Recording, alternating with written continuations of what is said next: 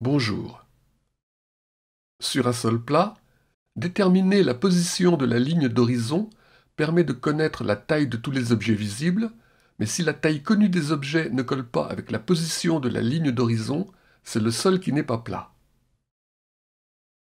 Cette affirmation péremptoire prend tout son sens, en tout cas j'espère, à la fin d'une autre de mes vidéos, Terre plate, perspective et photographie, que je conseille de ne pas zapper pour comprendre la suite.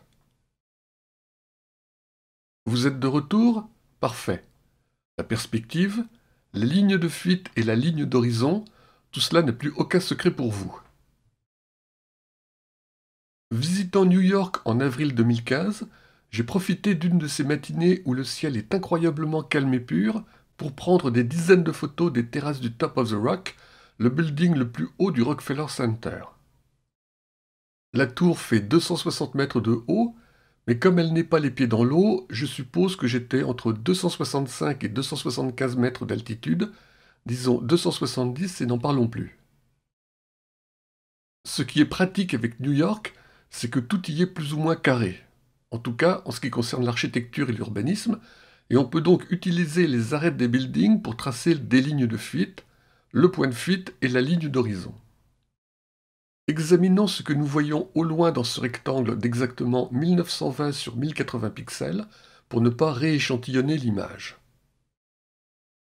On peut reconnaître les Tracé Towers qui dominent le Bronx, et leur alignement avec Top of the Rock permet d'identifier les bâtiments juste derrière, comme les gratte-ciel de White Plains, à 36 km de Manhattan, mais la focale de 34 mm utilisée ne permet pas de distinguer correctement les détails.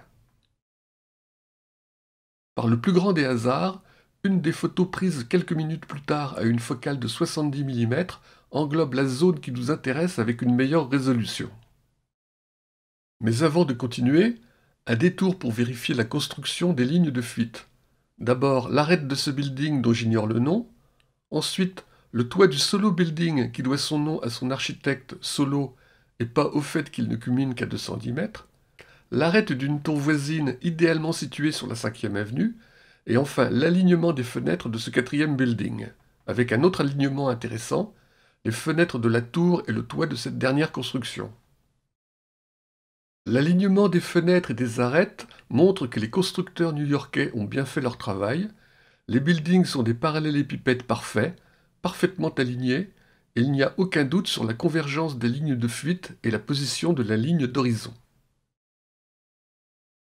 Voici un agrandissement sans rééchantillonnage de la vue sur les Tracé Towers et White Plains, mais ça manque encore de détails.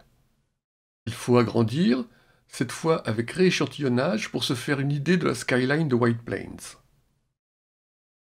Wikipédia en anglais nous apprend que White Plains est à une altitude de 65 mètres et que ses deux plus hauts gratte-ciel, The Residences at the Ritz-Carlton, ont respectivement une hauteur de 138 et 150 mètres.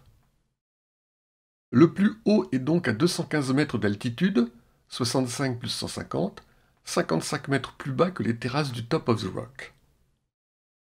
Même à cette distance, on peut clairement identifier sa base, à 65 mètres d'altitude donc, et son sommet 150 mètres plus haut, à 215 mètres d'altitude. Mais alors qu'on s'attendait à un écart de 55 mètres entre son sommet et la ligne d'horizon pour atteindre les 270 mètres du Top of the Rock, la perspective permet d'évaluer cet écart à en gros 155 mètres, ce qui place la ligne d'horizon à 370 mètres, 100 mètres de plus qu'attendu sur une terre plate.